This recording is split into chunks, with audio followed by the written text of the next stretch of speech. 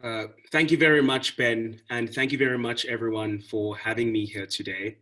Uh, Let us not forget that 1948 was not only a significant year for Palestinians, but it was also a significant year for South Africans, for it was the year that the National Party government officially enacted the policy of apartheid for all South Africans, wherein Black South Africans were systematically disenfranchised, dispossessed of their land, and relegated to second-class citizenship within their own territories.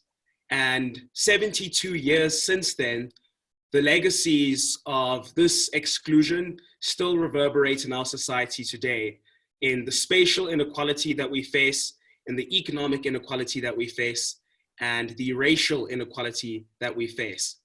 But as much as we are still struggling with many issues today, we are entirely indebted to the international community who in the 1970s and the 1980s, and indeed throughout the entirety of apartheid, decided that they could not sit and watch this brutal discrimination take place on their watch.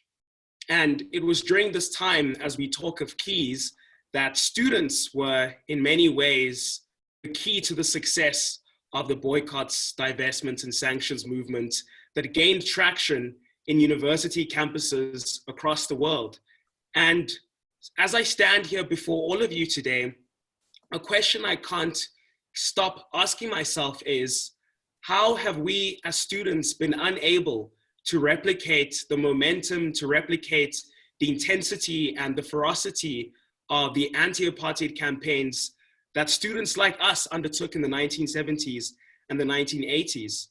Because we are truly in a situation in which the brutality and the cruelty that Palestinians have been facing, that they continue to face, and that they will face in the future as Trump continues to push his peace plan, his so-called peace plan in the Middle East, as the West Bank is preparing for annexations, and as the pandemic continues to wreak catastrophe in the occupied territories.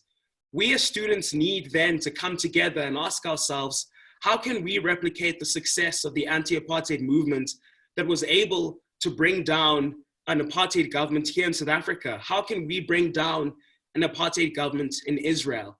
As students, we have been at the forefront of movements to radically change society. In recent years, we were at the forefront of the Fees Must Fall and Roads Must Fall protests here in South Africa, at the forefront of Black Lives Matter in the United States and the UK, indeed at the forefront of any movement that tries to progress towards a society based on justice and equality for all.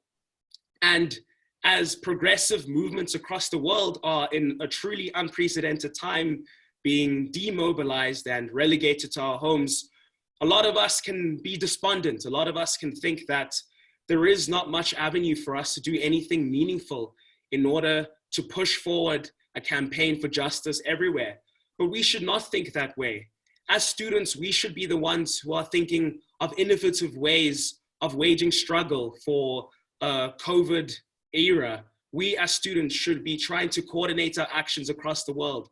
So what I decided to take my opportunity in speaking to the world today was to say is that let us as students view this time in which we are relegated to our homes, in which we have to move our classes online, in which we are separated from our peers and classmates. Let us take this as an opportunity to prepare. Let us connect with each other, whether we are in the United Kingdom, in the United States, Australia, any part of the world, it doesn't matter. Let us take this as an opportunity to prepare to wage an onslaught after this, to push our universities to adopt cultural and academic boycotts, to educate our fellow students on the struggle, which continues to be of marginal concern across campuses. We have to prove Giron incorrect. We have to prove that the young will never forget. Thank you.